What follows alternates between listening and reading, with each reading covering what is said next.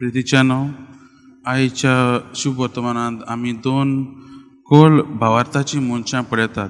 पयलो म्हणल्यार तो अधिकारी, एक अधिकारी जेजूशी येता आनी आपल्या धुवी मरणांतली जिवंत करूंक तो जेजू लागीं मागता.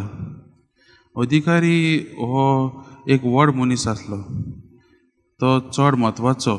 आख्खे देवस्थानाची जबाबदारी ताचेर आसली आनी हे अधिकारी चडशे कोण बरे जुदेव आसात ते कायदे पाळतात तांकांच वेंचून काडटाले.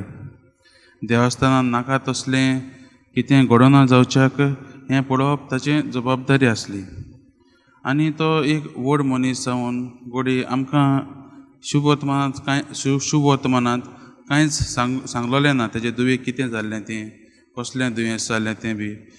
पूण ते दुयेक जेन्ना दुयेंस जाल्लें आसतलें तेन्ना तो ताणें व्हड मनीस न्हू तो दुसऱ्या दोतोरां बरी दुसऱ्या वैजां बरी ताणें आपले दुयेक व्हेली आसतली आनी जेजूचेंय ताणें आयकलां आसतलें. पूण जेजू दुबळ्यां बरी गरिबां बरी आपलो जीव सारतालो देखून तो जेजूक ताणें पयलो केन्नाच तो पयलो जेजू बरी वचूंक ना.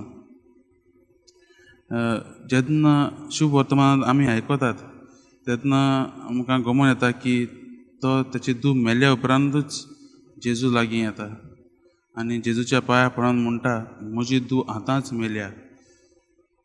पयलो दुसऱ्या बरी गेला आसतलो आनी आतां जेजू बरी येवन भावार्थान येता आनी तो कालती जाता. जेजूच्या पांयां पडटा तो व्हडलो एक अधिकारी तो, पूण जेजूच्या पांयां पडोन जेजू लागीं मागता आनी हे भावार्थाक जेजू कान दिता आनी ताचे फाटल्यान ताचे दुयेक बरो करूंक वेता. दुसरे सुवातेर ताच्या घरा येता आसतना आमी रगतपात जाल्ले बायलेचेंय आयकलां. जुदेवांचे जायते कायदे आनी तरेकवार रिती आसात. एक म्हणल्यार आमी आयच्या वाचपांतल्यानच आमकां गमून येता. कसलें मनशाक तरी कसलें दुयेंस जाल्लें न्हू लायक जाल्यार रोगताचें दुयेंस वा आरकार आमी गेल्लेच दिसांनी एक आरकाराचें जिवीत आमी पळयलां. त्या मनशांक समाजांत कोणूच लागीं घेयनासलीं. तांकां मेळ्ळीं म्हूण समजतालीं. इम्प्युअर इंग्लिशीन म्हणल्यार इम्प्युअर म्हणटात.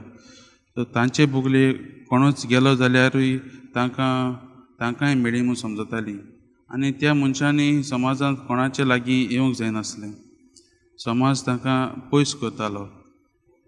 पूण ही बायलेन जेजूची विजमितां आयकलेलीं आसलीं आनी त्याच भावार्थान ती ह्या आख्या समाजाक फुडें करता आनी जेजू लागीं जेजूच्या आंगोसराक हात लावन आपणाकूच पेकोवणी घेवच्याक ती फुडें सरता आनी ताच्या भावार्थान जेजू तिका पेकयता. मोगाच्या भावान आनी भयणीनो, आमी आमच्या जिवितांत जेन्ना केन्ना दुयेंत पडटात तेन्ना आमी आमचे कडेन लागीं पयशे आसात, आमी बऱ्या दोतोरां बरी वतात, पूण आमी जेजूचो आदार मागूंक विसरतात.